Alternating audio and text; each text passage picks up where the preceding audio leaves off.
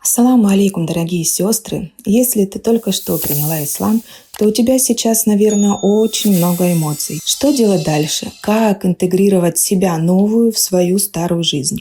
Сегодня я хочу поделиться с тобой 5 советами, которые, иншаллах, помогут тебе сохранить спокойствие и равновесие, не торопясь, шаг за шагом укрепиться в своей новой жизни. Итак, первое. Не спеши с браком. Ты пришла в мечеть, дом Аллаха. И нам кажется, что там царит гармония, чистота помыслов и доброжелательность. Но в мечети также заходят джинны. Поэтому не идеализируй всех мусульман, особенно мужчин. Они такие же мужчины, как и все вокруг. И очень часто, когда девочка только приняла ислам, находятся такие охотники, хищники, которые тут как тут, вокруг этой девочки крутятся, потом начинаются предложения о никяхе, потом оказывается, что у него уже жена и 5 детей, поэтому будь внимательна, советуйся, присматривайся, долго думай. И вообще, мой тебе совет – если добросовестный парень или мужчина тобой заинтересовался, то, скорее всего, он пойдет с предложением через кого-то. Скорее всего, это будет имам или другой учитель, которого все уважают. Вот так поступают те, у кого искренние намерения, они не будут напрямую идти к тебе, а скорее всего зайдут через кого-то, попросят сначала кого-то к тебе подойти. Они также у того же человека спросят о тебе, что он о тебе знает, как он тебя видит, То есть это вот так будут происходить разговоры. Поэтому, пожалуйста, будьте всегда начеку, будьте бдительны, как бы это странно ни звучало, но это так. Я знаю, что тебе очень хочется, чтобы кто-то был твоим как наставником, чтобы кто-то за тебя заступился, потому что, скорее всего, твое окружение не приняло с таким восторгом, эту новость, как ты приняла ислам. И тебе хочется с кем-то поделиться этой радостью, также чтобы кто-то защитил тебя в трудную минуту. Но, пожалуйста, наберись терпения и просто иди дальше. Второе. Не стремись быть идеальной сразу в один момент. Если что-то не получается, не отчаивайся и не сдавайся. Если идеально не получается, это нормально. Шайтан не дремлет никогда, особенно когда ты еще не утвердилась в своей этой новой жизни. Он тут как тут, он будет всячески пытаться тебя сбить с пути. Приведу пример мою историю. Когда я только приняла ислам, я сразу не начала молиться, я учила суры, я учила последовательность, как это нужно делать. И я начала читать. Читала, и в какой-то момент вдруг, где-то просто в каком-то разговоре выясняется, что я делаю свой намаз неправильно. И мне в мечети говорят, твой намаз, я что-то там упустила, что-то не так сделала, твой намаз не принимается, он неправильный. Надо тебе снова все заново, это почти был месяц, как я уже читала намаз, Надо тебе заново отдавать долги за этот месяц и читать, уже с учетом той моей ошибки, которую я допустила. Это, конечно, было как гром среди ясного неба, говорят, Меня так поразило. И я помню, что я вышла из мечети, иду по дороге, и я еще даже не успела сама свыкнуться с этой мыслью, как слышу в своей голове четкие слова. Вот видишь, как ты так старалась, ты так отчаянно искала места, для намаза, когда там была в институте или в какой-то поездке. Ты так старалась, чтобы не пропускать намаз, а теперь это все не засчитывается. Вот я четко слышала этот голос. Вот посмотри, какие они, эти мусульмане, вот посмотри, как это происходит. Но я не придала значению этому голосу в голове, я шла дальше, я отдала долги, опять же, которые у меня были, и просто шла дальше. И вот это была моя первая встреча, или первое осознание голоса шайтана в моей голове. Поэтому тебе главное не отчаиваться, главное иди вперед. Пусть ты будешь год отдавать эти долги, если они у тебя есть. Пусть сколько угодно ты будешь отдавать. Главное, ты идешь вперед. Не слушай эти наущения. Это все идет от шайтана. Третье. Помни о том, что Аллах прощающий. Ты, конечно, сразу стараешься избавиться от всех греховных действий, которые ты делала. Но, пожалуйста, если ты возвращаешься к какому-то греху, не отчаивайся. Мы знаем, что Аллах прощает. Просто проси прощения.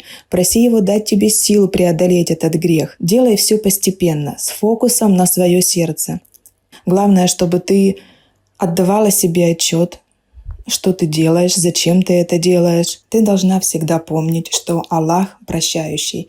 И в твоих стремлениях, когда ты пытаешься разом избавиться от всех грехов, у тебя это, скорее всего, не получится. Либо ты это сделаешь, но будешь возвращаться, и ты будешь разочаровываться в себе. Может быть, у тебя будут мысли попадаться, мысли закрадываться в голову, зачем я это сделала, вот жила себе и жила, что теперь, зачем это все, теперь мне.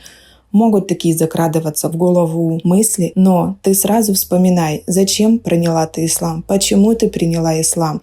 Смогла бы ты, зная истину, жить по-другому, как ты жила до этого, не зная этой истины? Смогла бы ты это делать? Я думаю, что нет, потому что мы принимаем ислам именно сердцем, мы принимаем вероубеждения, а то, что уже касается соблюдения, здесь, скажем так, могут быть вариации, Это все на нашей совести. Мы понимаем, что это грех, но мы также знаем, что есть прощение, и мы просто стараемся балансировать, на этом пути. 4. Знание — это основа твоей веры. Не стесняйся задавать вопросы. Когда ты приходишь в мечеть или когда общаешься с сестрами, мусульманками, знающими, и иногда есть некоторые вопросы, которые мы стесняемся задать, кажутся нам слишком личными или еще что-то такое, но в исламе нет стеснения. Учись религии, получай знания от достоверных людей. Это очень важно, и это очень-очень тебя укрепит на твоем пути. И 5, последнее. Не распыляйся на реакцию окружения. Не кричи сразу всем о своем решении. Делай это постепенно, потому что с большей вероятностью многие из тех, с кем ты общаешься, они будут тебя отговаривать. Кто-то, может, испугается, что ты приняла ислам, но они точно будут шокированы и не воспримут эту весть так же радостно, как и ты. Наберись терпения и не доказывай никому с пеной у рта, что ты права. Просто ты увидела реакцию, ты поняла и дальше идешь себе по своему пути и не поднимай больше этот вопрос, если это была негативная реакция. Если же это были родители, то, конечно, мы должны относиться к ним с уважением, но отрекаться от веры из-за них мы не можем, потому что в первую очередь мы хотим спасти себя, Когда будет распределение на ад и рай, ты не можешь сказать, а мои родители сказали делать так. У тебя есть своя голова на плечах, и когда мы достигаем возраста совершеннолетия, уже это ответственность на нас. Это есть такой и правило, закон в исламе, что дети, они не в ответе за свои поступки, они не отвечают за свои поступки, что бы они там ни сделали. А при достижении уже совершеннолетия все меняется, и мы ответственны за свою жизнь. Поэтому в отношении родителей то же самое, просто наберись терпения. Если будешь по капельке им давать информацию или подготавливать, то есть делать такие вещи, которые их обрадуют, но пусть это сделают мусульмане, или пусть там ты что-нибудь сделаешь и скажешь, вот это я знаю, что так в исламе делают, или ислам гласит делать так. То есть совсем мало нужно им давать и подготавливать их. Знаешь, в моем случае как-то было, знакомые моего мужа проезжали мимо дома моих родителей, мы жили уже отдельно с моими родителями, они в другом городе жили. Просто знакомые проезжали через этот город и завезли большой пакет яблок им.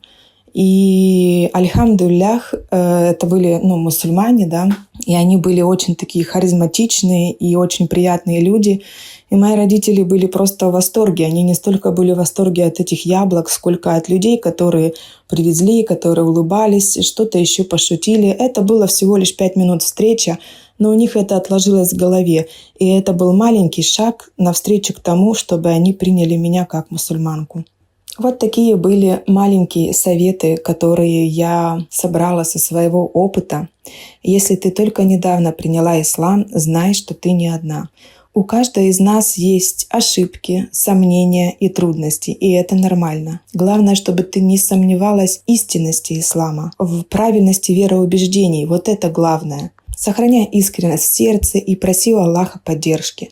Пиши в комментариях, какой совет оказался для тебя самым полезным, или поделись своей историей, сколько лет ты уже в исламе. Мне будет очень интересно узнать. Подписывайся на канал, чтобы не пропустить новые выпуски, и пусть Аллах укрепит нас всех на прямом пути. Ассаламу алейкум ва рахматуллахи ва баракатух.